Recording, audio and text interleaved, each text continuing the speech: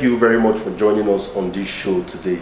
Anywhere you are joining us from, good morning, good afternoon, good evening, depending on your location at this moment. My name remains Emin Kirebu, the anchor of this show, Focal Point. But this focal point is tagged The Review.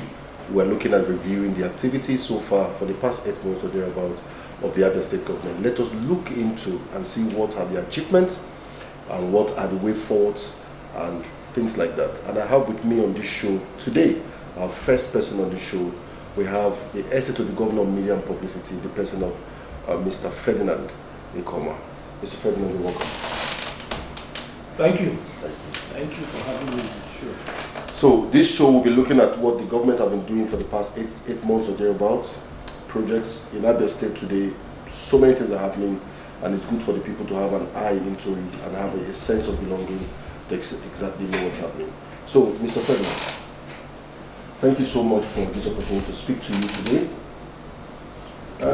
Let's look at your government, your principal's government, that's Governor Alex Chiomawiti, where started about 8 months ago, and a lot of things is happening on the ground. But what we want to discuss with you and on this side, and congratulations again for the victory at the Supreme Court. Thank you. Let's look at, let's start from the infrastructure. How has it been for this past 8 months? Okay. Thank you once again. As you already know, ours is a very popular government. Ours is a people-oriented government. Ours was a government that was unanimously chosen by the people, elected by the people. To take you back memory lane, you will agree with me that on the 18th day of March 2023, that day marked a watershed in our history because our people took out a mass to cast their votes for Dr. Lesoti UFR, the then governorship candidate of Labour Party. So after that election, of course, it was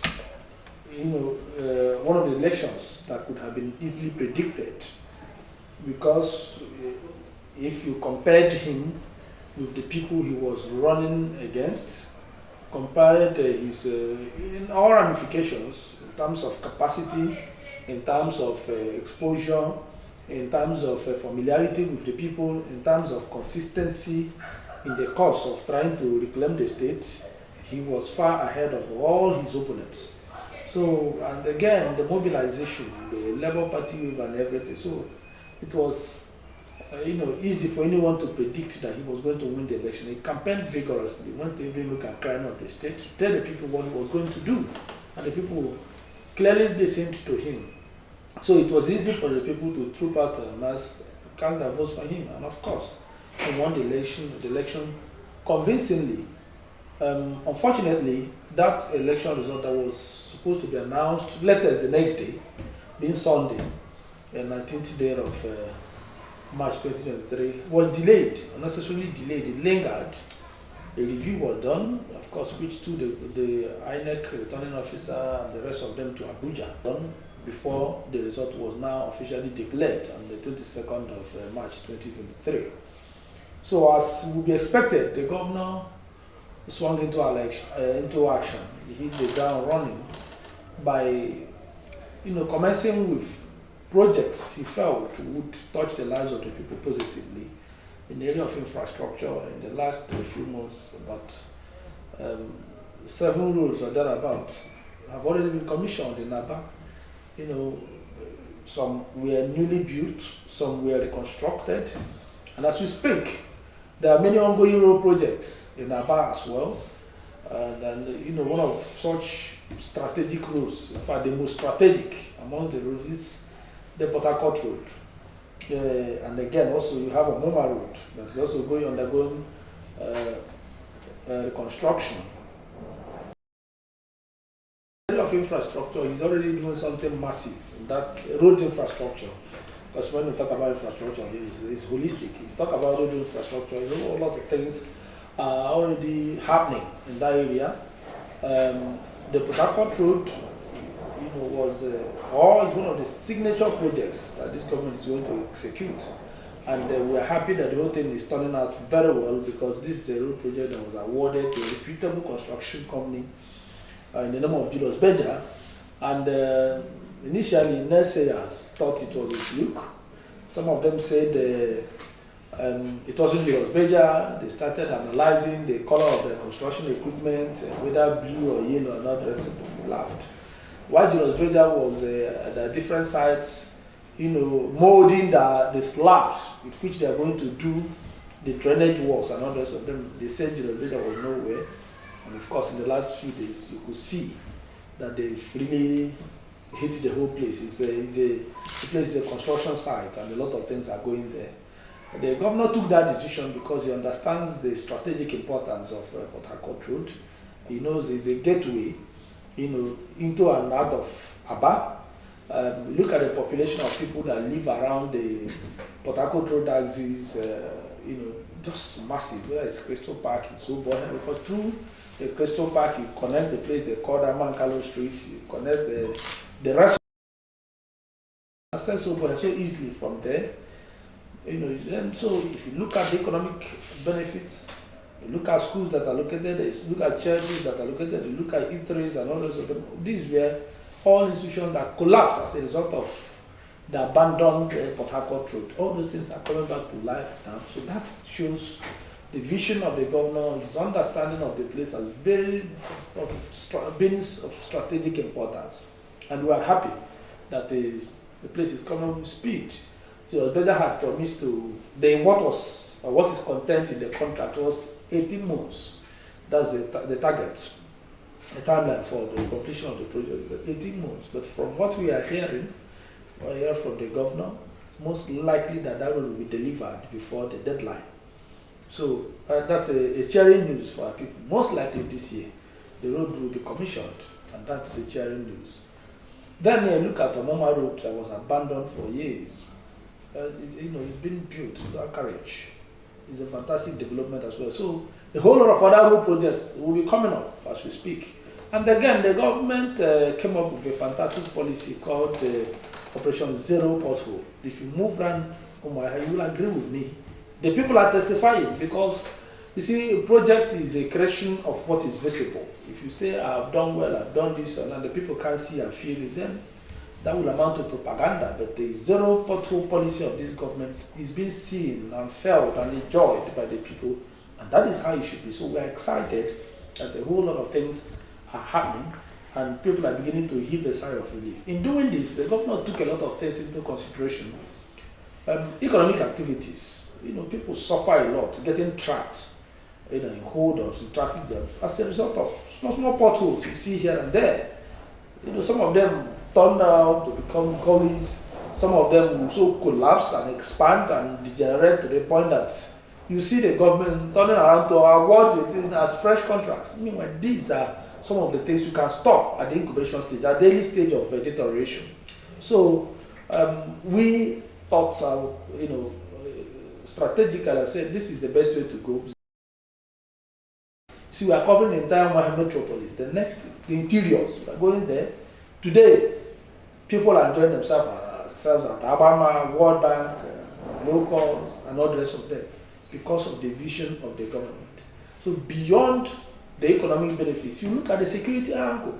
A lot of people were kidnapped, a lot of criminal activities were thriving because the roads became impassable. And sometimes people get trapped in the traffic, they will be attacked, they will be robbed, they will be kidnapped. So that atmosphere of chaos which the collapse created has been erased. And there is sanity. So you look at the area of health. On assumption of office, the governor declared state of emergency in the education sector, health sector, infrastructure, and of course security. Now, and if you look at these sectors, you could see, very huge impacts, positive results that are coming out from those areas. And to walk the talk, the governor swiftly gave the necessary approvals, and we started renovation and hospitals. For example, we look at the general hospital at Amachara, which was retrofitted, and drugs and other requirements provided We're not saying we have, solved all the problems there, but we have made a very strong statement there that people, could see the progress that has been made there. Look at the diagnostic center at Aba Road. That place is wearing a new look. It was renovated, retrofitted, and look at the eye clinic there. It's actually one of the best as we speak. If you go there, now you will testify. They have, from morning, I was there a few days ago, from morning you have dozens of patients on a daily basis. And they will continue to attend until the last person. That is how it is. Just go and compare. So if you have any eye challenges, there is no need looking elsewhere. If you go there, the processes of assessment, tests, and all the rest of them, there are modern machines with which they test you. They run all the required tests. You can compare. Go and look at the machines there. Go and look at the people attending to you there. Go and make comparison elsewhere. You will agree with me that they are simply top notch. And that is how it should be. Modern machines, very expensive machines.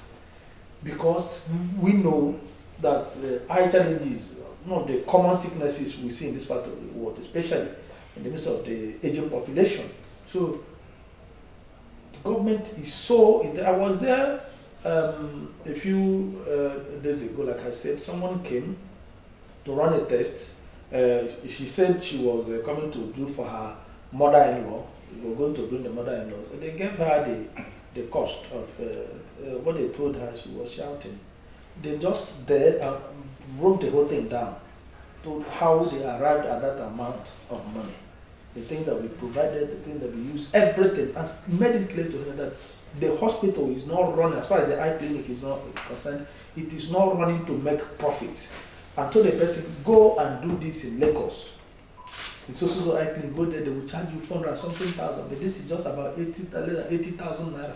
Go and make comparison. Check the machines we have, check the things we have mentioned there, and the costs you are breaking down are actually the things that will be provided, that will be used to do these things. So you see, the government is very empathic. Government is very, concerned. Is very humane in trying to provide the people the necessary things that are required to make life better for them. So that place is very new, and it was done with speed. The cottage hospital at Aba in Aba is very new. Government is working assiduously, absolutely, the rest of them. So, and again, we have said you are going to build all the general hospitals, renovate and build general hospitals across the 3 senatorial districts. And a lot of measures are being put in place to ensure that this promise is actualized. And that is why, if you look at the health sector, what was budgeted there, allocated to the health sector, you will know that the government, and of course the governor, are very passionate about changing the narrative, about turning the lives of our people around for the better. And we can only intensify our effort, our strategy, our commitment, our dedication in ensuring we take her at a whole different level. So a whole lot of things are happening. We look at the area of security. It's important stages. We were just discussing with someone a few months ago. There's someone that called me, a friend that called me from Abuja, he's from Umulu. He said he was coming to the village in the next few days. There was something he wanted to come and do. So I told him, I hope you are aware that security has been restored. He said, yes. Express joy. He said, yeah, he's very much aware. That is why they feel free. So them are feeling free to come back now and do whatever they want to do. That was a place that was being overrun or was overrun by criminals, especially kidnappers. They set their camps, they destroyed police stations, blew up a bridge, a strategic bridge, overran schools, chased pupils and students away, turned those places to criminal camps. But on assumption of office, the governor launched the Security Joint Task Force, codenamed Operation Crush. And they swung into action and, effectively and decisively began to crush the criminals. And everyone, can see the impacts they have made. Normalcy has returned there. People are no longer afraid to travel to Umunochi or travel to Enugu or travel to Okigwe or travel to Imo from Enugu or from Okigwe, from any part of. That is how it should be. So we are marching west with action, and there are people already This program remains the review under the focal point program. Here we're reviewing all the activities of the state government, talking to the key players so they can tell us exactly what the government is doing and where we are moving from here. You've been able to give us insight into infrastructure, health, and you've talked about security. Thank you. I'm sure every objective commentator, observer, or citizen would agree with me that the people are already heaving a sigh of relief. People are already smiling. People are already, giving thanks and praises to God for bringing the Lesotho government on board. And let me say this, what I'm saying was that we have not solved all the problems, and we've not even close to solving all the problems. But the problems are being solved with unbelievable audacity, and the people can feel it. First, on an assumption of office, the governor, not even assumption, during the campaigns, promised to clear arrears of pensions, old workers, arrears of pension and workers, salaries.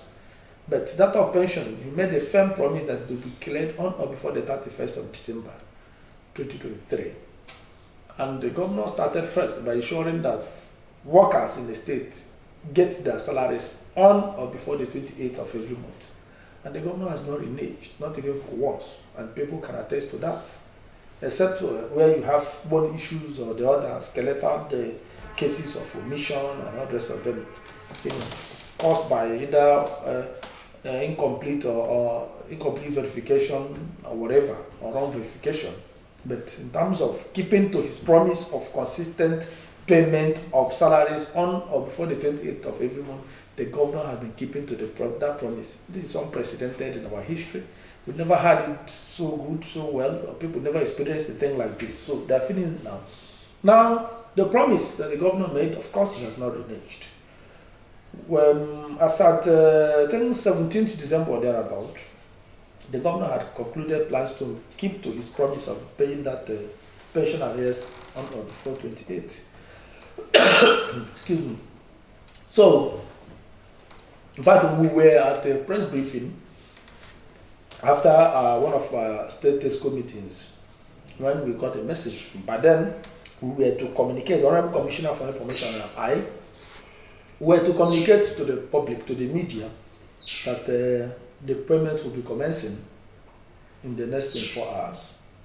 Only for us to get a message asking us to step down that subject matter. Excuse me. Sorry. So, we later discovered, because what was supposed to be paid was around 19 billion. Okay? So, it was discovered that a whole lot of people were omitted, especially from the local government, and the thing was halted. Because if that payment was to be made at that point in time, a lot of people would have been omitted. That was one led to the delay. It was now discovered that several thousands of people whose this thing amounted to billions of naira, over 10 billion, was going to be omitted. So the whole thing has been put together. The governor has made a firm promise, of course, during his New Year broadcast. He stated it that on or before the end of the first quarter, the first quarter is the end of March, that arrears will be cleared. He has not reneged, we are keeping to that promise. So already the system is being sanitized. The environment, the working environment and everything, people are beginning to see something completely different. Because the truth is that civil servants shouldn't actually be working in a very unconducive environment. These are the things that the governor is trying to correct. For example, if you go to the workers' secretariat, you knew how the place was.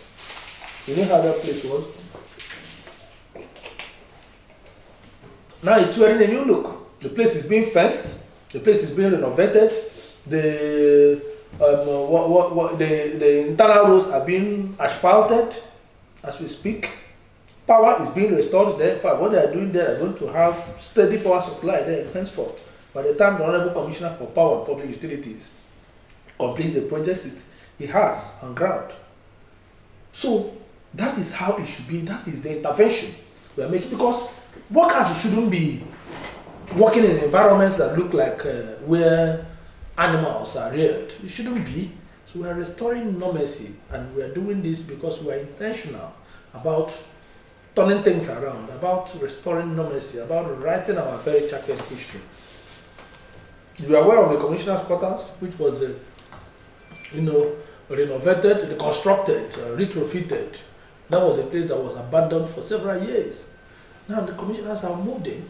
The project we have at hand now is trying to restore steady power supply, because there's no power there at all. Government wants to restore power, put power there, steady power supply, and that is, those are the measures, holistic measures being put in place to ensure that those working for the government, whether you're a public servant or civil servant, that you work in a very conducive environment. And already we are seeing the positive effects. So government is intentional about improving the welfare of our civil servants. And of course, the governor had promised that this year he will be increasing the salaries of Abia workers. And that is, by the time that is implemented, of course, you can predict how the people will feel. So we are not taking the welfare of Abia workers for granted. The argument of the governor has always been that the economy works with money. And also that it is morally wrong for you to owe those who have worked for you. So the governor wants to erase this culture of non-payment of salaries and pensions and all the rest of them. And that is why he's taking them bit by bit. Once you clear this humongous arrears, the mess that was left behind, conclude the verification exercise, restore normalcy, because ordinarily payment of salary shouldn't be seen as a privilege. It's a right. Somebody has worked and should be paid. So the governor does not want to be associated with anything non-payment of salaries. Yes, he wasn't the one that incurred those arrears. But the truth is that he has a pedigree, he has a name, he has a reputation to protect. So if he says, I'm not paying because I wasn't the one that incurred it, one, the governor would have disappointed the people. The governor would have, just left baggages also behind. And when people will be discussing Abia and say Abia people are being owed so, they will not know who incurred it or who didn't. They want to know that you are a governor, you are in power. So if your people are being owed 30 months or 40 months, you are responsible. So he does not want to be associated with anything that will dent his integrity and name and reputation due to over the years. So a whole lot is being done to ensure that the civil service is reorganized, that is, the reputation of other civil services is taken to a different dimension. You don't engage people in a very reckless manner, saturate people in different offices, no job descriptions. You say that civil servants, and nothing is happening, no productivity. So this government is trying to reorganize the place, instill decency, responsibility, and sense of duty in our civil servants, so that if you say you are working in this office, people will be able to understand your job description, people will be able to see the output, people will be able to see what you're bringing to the table. And that's how it should. Obviously, the issue about the Secretariat for the Civil Servants, I also have visited there. There's a lot of turnaround there, and on this platform, we'll bring you details of the development there. We'll go there, visit there, and do a lot of things so you can have an insight into what is really happening there. A lot of things happening. Yes, no doubt. We have been on the street a few times. We have been to of the people. We have been on the streets, and people have really spoken to us. Let's look at the area of what is the update in that area. That's a very important area. Okay, just before the Christmas, some contracts were awarded for the renovation of schools across the 3 senatorial districts. Schools were selected. I think they selected 2 to each per senatorial district. And when we talk about renovation, we're not talking about the normal renovation you see. We're talking about remodeling. We're trying to raise the standard to model schools. That the schools will have everything that makes a school a model school. So the way we are doing it, you select, as I speak to you, In the next few weeks, another phase is going to commence, which will, see the government renovating about 36 schools. So because the education sector has the highest number of budgetary allocation in the 2024 budget, it shows the intentions of the governor, it shows the sincerity, the determination of the governor to take education to a whole different level. And that is commendable because UNESCO expects every government, whether federal or state government, to pay so much attention to education. And we are already leading. This has never been seen in our history, heard anywhere before. But the government is allocating 84% of its budget on capital expenditure and having just 16% in recurrent. And again, in the education sector, allocating a whopping 20%. That's several billions of naira. It's not here. So what that implies is that we want to take education to a level where people will be proud, where after our pupils and our children, after going to those schools, they will come out, to truly represent the state. So a whole lot of investment, massive investments are being made in the education sector, and gradually the impacts are being felt. So a lot of things are happening there. The training and retraining of teachers, for example. Prior to now, we discovered, on assumption of office, of course, some of us have always known this, that most of the teachers in our public schools disappeared, they ran away. So either resigned and stuff because they were not being paid, or some persons moved to the ministries. So we say we began to experience death of teachers in our public schools. Now, what the government is doing through the Honorable Commissioner for Education is trying to correct the mess, trying to, kind of recover our schools. How do you do so? The government is making sure that all our public schools, are equipped, provided with all the necessary incentives that will make it, to do very well. And now the government has taken record of teachers who moved away from schools into the ministries. So what the government wants to do now, because some of them are in the ministry doing nothing. Meanwhile, you have schools that are primary constituencies. You understand? You have schools. You have 100 students being taught by 2 teachers or 3 teachers. That's an aberration. So what the government wants to do is to train and retrain these teachers, aside those of them who still have the competence, who still have the passion and desire to teach, and bring them back to public schools. Most of those teachers actually have the passion teaching, especially if you see in public schools. It's a calling. Some people just love it. So, but when you stop paying somebody, what do you want the person to do? But now that they have seen that they have a government that is sincere, is ready to pay you as and when due, to promote you and to better your welfare, so you will not have any reason to resist or say you're not going to. No, some of them are just doing nothing in those ministries. So a whole lot of efforts are being put in place. And multilateral agencies are already identifying with us. If we tell you what has been given to this state in support of education, you will be shocked, because they have seen the sincerity, they've seen our master plan, they've seen our programs, they've seen our policy formulation, they've seen the direction we are going, and they are like, these people are sincere. Because you have multilateral agencies that are willing to support you, are willing to partner with you, are willing to support you. But once they do not see any sign of seriousness, when they do not see any sign of organization, when they do not believe that you are sincere, you are focused, you have any, they will ignore you. But here now, they are coming to support us, and we are very grateful that this is under the watch of Dr. Alexander. Yes, we're still on the show, the focal point, the review, where we're reviewing activities of the state government and trying to make our people know exactly what's happening in Abia State. There's a particular project which the governor has a lot of concern about. The groundbreaking was done last year. That was the Abia Industrial Innovation Park at Owaza. Since after that groundbreaking, we've been seeing some things as regards what's it called? Some projects try to commence there. Can you give us an insight into exactly what's happening at that? Okay, the Abia Industrial Innovation is a massive project that a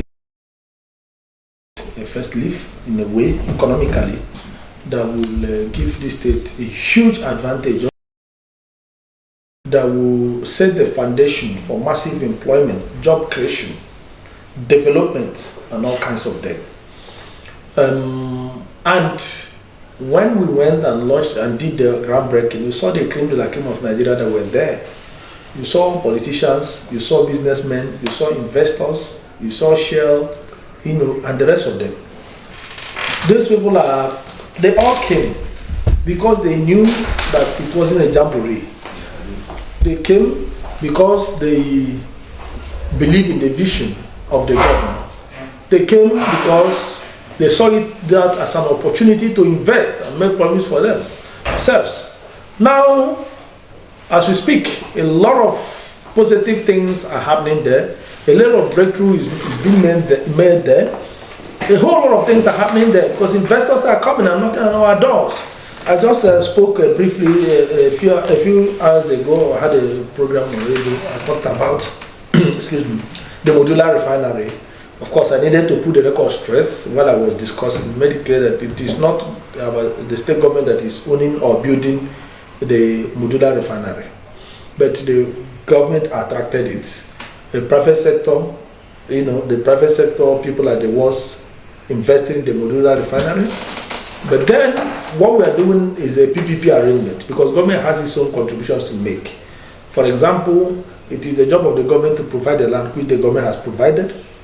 It is the job of the government to provide the necessary infrastructure which the government is doing, because all the roads leading to the place are going to be built to standard. It is the job of the government to provide electricity there, which they do not have. There are no roads, no electricity, no water. Those basic amenities are the things the government is going to provide, and of course, security.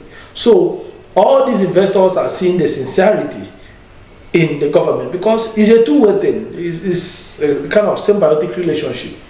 If you say you are a government and you are not ready to do carry out your own bargain, of course, the investors will be afraid. Nobody wants to commit his or her money at the place. It will be trapped and become useless. But they have seen the commitment of the government. That is why they are all coming to invest. And it is going to benefit Abians as a people, and of course, above all, the people of Okwa East and Okwa West are going to be the real beneficiaries, because beyond the job creation they are going to get there, that place is going to witness the kind of development that will shock, have far effects in the neighboring communities and in the other parts of the state. So a whole lot of things are happening there. By the time the roads would have been built, and above all, it's important to state that the community also has 5% stake in every project that is executed there, in every company that is built there. That's already something extraordinary. 5% stake, you know what that means?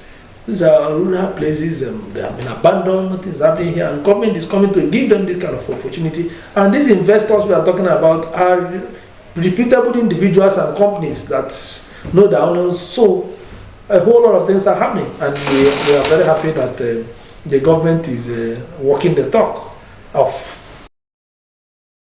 Yes, another issue that the governor also, another panel of the governor commissioned is the panel of inquiry.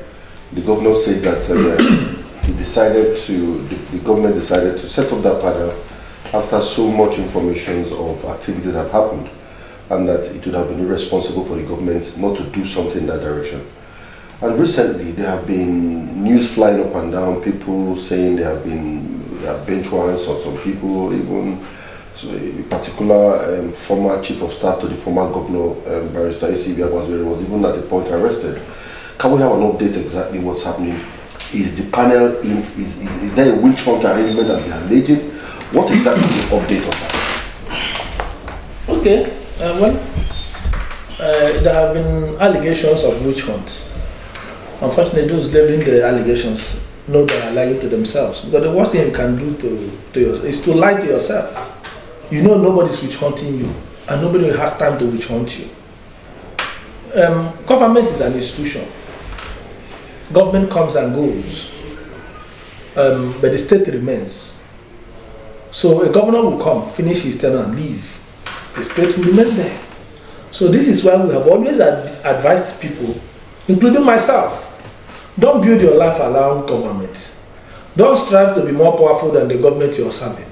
Do not see yourself as a conqueror. During that period, you are in charge, you are in power. Don't make it look as if you are on top of the world. Else, it will just be a matter of time before you begin to miss the government, miss a lot of things. You begin to get frustrated over things that were never yours. So, and in setting up that panel of inquiry, the governor advised, he said it clearly, and warned his appointees that people must conduct and comport themselves responsibly, knowing that his own successor might also have need to set up a panel of inquiry to investigate the present government. So what the governor is trying to do is to change the narrative, to recondition the minds of our people, to make political office holders understand that you are in government does not mean the government belongs to you. That you have, government property under your control, under your care while you are in charge, does not mean that those things are your inheritance. No. So, and if you have followed the activities of the panel of inquiry, you will agree with me that there has been no drama. They are not threatening anybody. They are not intimidating anybody. They are not fighting anybody. They are not warning anybody. They have not been issuing that. No. Panel of inquiry functions based on information. Because the investigation they are carrying out, the things they are doing, you understand, is a creation of information they are getting from people. You have ministries, you have departments, you have agencies, and there are people that occupy those positions. Those people were in the previous government. Those people, especially civil servants, they meet every government in power, and they have information. And then the governor said, if you know you are holding government, the governor didn't put gun to the head of anyone. It just was a very simple directive. I remember when he said it first was when he was collecting his certificate of return at INEC headquarters. It was a very simple thing to do. Now, most of them ignored and felt nothing would happen and still continued the daydream of going to win in court, all those things. The arrogance of nothing can happen to us. So, recently, we started, people from different ministries and departments and agencies started furnishing the panel of inquiry with information. Because the truth is that we came on board, and you can agree with me, you can run your own independent investigation. Everywhere was looted. There's no ministry, naturally, that should not have an official vehicle. Most of these ministries have 2-3 official vehicles. You have the one maybe commissioner will use when he's there. You have the one permanent secretary will use. You can have the one directors and other senior staff who use to run around for their official duties. But all these vehicles were carted away. So the same people will turn around to criticize the governor that is buying vehicles to give. So how do you want government to run when you have carted away vehicles and government has returned and refused to return them? And when the panel of inquiry issued a directive for the vehicles to be recovered from you, and you are crying, you are shouting, they are saying somebody is witch-hunting you. Vehicles are not shared like pure water. Nobody has a right to begin to dish out what belongs to the government carelessly. I remember recently we were at, that was some months ago, last year, we were at a Thanksgiving service in Isukwato. When the governor was speaking, the governor made a donation. He told the church, point blank, what I'm donating is my personal money. The money I'm donating is my personal money. So we are not going to be here run this because we are government. Everything will dip your hand and bring. No, of course the governor was given more than any other person as an opposition leader. So nobody can say, when did he start giving? No, there's no church that he did not attend. He was going everywhere making donations, personal money. So if you want to dash somebody a car, go and use your personal money to buy the car and dash. You can't come here, maybe this is an office, this is a ministry, somebody is going, maybe as a PAMSEC, you sign, the person should take a vehicle that belongs to the government and disappear. It doesn't work that way. And that is like trying to destroy the institution of government, and somebody will come and begin to scratch from the beginning, scratch from the foundation, begin to buy vehicles. When you look at the number of ministries, departments, agencies, staff, you ask yourself, what number of vehicles is this government going to buy suddenly that will be enough? That is why the government admits you. You would stay, you leave, the vehicle will be there, it will be maintained, and another person will inherit. But situation where a government will come and begin to buy everything afresh, it is not in the best interest of anyone. So let me make it very clear that this government is not wish-hunting anyone. This government is not interested in wish-hunting anyone. The governor has no personal problem with all the, and people are being invited from left, right, and center. It's important they know this. I just said it on a program I had a few minutes ago that a senior friend called me to say that a policeman came to, where her office is, to barricade the place to recover a Hilux that she allegedly took when she was living in one of the ministries. She called my attention to this. Of course, I called the sales authority, confirmed that the policemen were sent from government house, and it was based on a petition written by the ministry. And the person in question is somebody that I'm very close to. I ensure that my intervention is within the realms of law. Okay. So I intervened. Meanwhile, this person in question didn't work in the previous government, this immediate past government. The person worked in the government before the previous government. So, but they are trying to make this thing look as if it's personal anybody, but we won't succumb to that cheap blackmail. That's emotional blackmail. If you believe that the vehicle belongs to you, prove it that it belongs to you. Show the necessary document. But like I've told them, anybody that forges a document will be incriminating himself, because we now have people who are going to carry out forensic examination on every document provided, and that would earn you double punishment if you come up with anything that is forged to deceive the government. The state belongs to anyone. This government will come and go, and the state will remain. But we must set a standard so that the incoming government will consolidate on it. We must move away from the old order where people own the state because they are in power. Nobody owns the state. And the governor doesn't want to see any of his appointees behave as if we own the state. Nobody owns the state. We are all joint owners of the state, whether you're in power or out of power, and we must, show great examples. We came on board here, everything in this office was looted. Conference tables here and there, they looted everything completely. And we started afresh.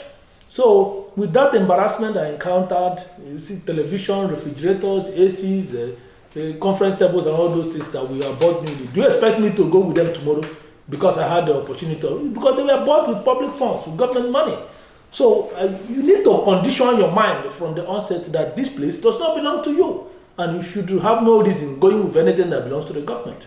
And that is what we want these people to understand, that a new sheriff is in town. We want to start on a clean slate. We want to do it the way it is done in Senate climes. Not a situation where somebody will come here, behave as if you're Lord, and when you're going, you disappear with everything. Somebody will sit somewhere and write, handing over government properties to friends and cronies and allies and girlfriends and boyfriends. It will no longer happen in these states, by the special grace of God. Our project is another project. You didn't talk about it. Yes. What are we expecting? How soon are that going to be delivered? The road will be complete.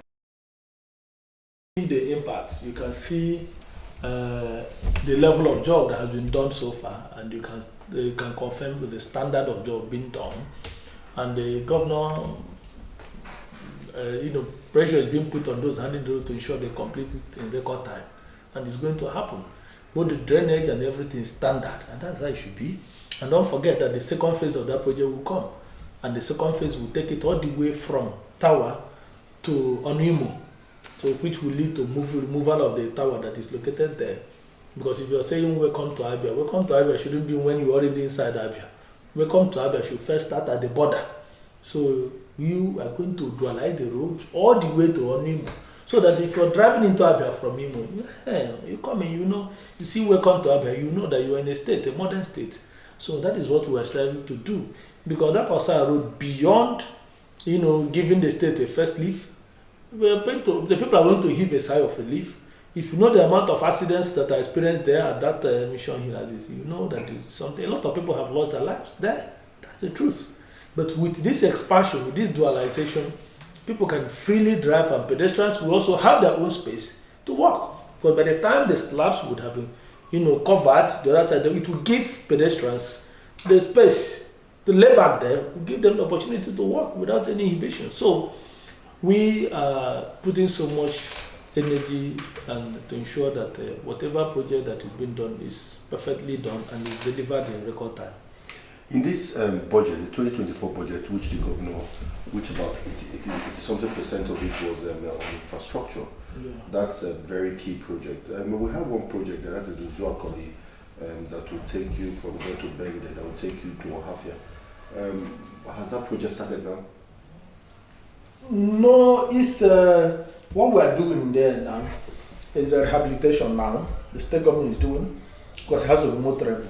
People have suffered enough on that road over the years. So what our own government is doing is the rehabilitation of the road work. The potholes, asphalting and making sure that the place is good. But the major contract will be done by the federal government. Okay. And that was why a few months ago, Engineer David Umahi, the Honorable Minister for Works, was here. And interestingly, is somebody that's close to Dr. Alex Otti. And the road is one of the roads, strategic roads that are going to be executed in the southeast, all the way from Umahia to Arochukwu. So we are sure of the project being done.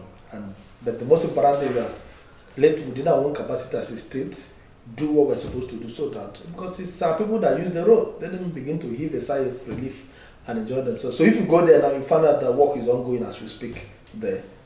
So that's okay. In the area of internal generated revenue, what are we expecting? Are we expecting that the government will show up internal revenue from that angle and make sure that all those people that are not in tax debt are covered? Yes.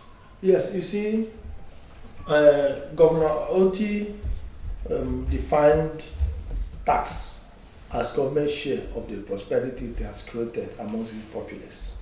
So what that implies is that if you've not created wealth, then you do not have the moral grounds to ask anyone to pay tax. And that is why the governor, on assumption of office, banned anything illegal collection of taxes or double taxation and all the rest of them. He wanted to set the foundation. He wanted to create the enabling environment. He stopped touting, because when we talk about ease of doing business, you don't talk about ease of doing business. One touts are everywhere, molesting people. People are being intimidated. Double taxations, are being carried out. So we want to generate tax, but that tax will be a creation of the investment we are making. So there is going to be, when it comes to our entire generated revenue, it's definitely going to go north, to go very high, positively. But those ingredients, the mechanism, those factors that will lead to that increase are the things we are putting on ground. Infrastructure, security, the private sector people that we are going to attract, who are going to invest here, all these people are going to pay tax.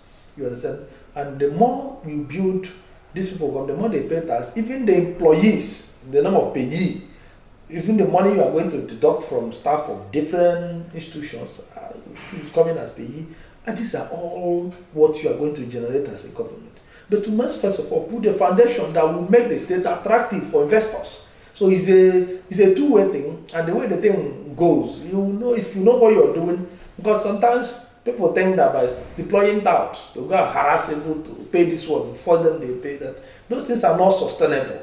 And because of the modus operandi of those people that collect these things, most times the funds don't come back to government. But if you structure this thing well, the best people that can pay you are both corporate people, investors, industrialists, and all those things. You will just be getting this money so easily.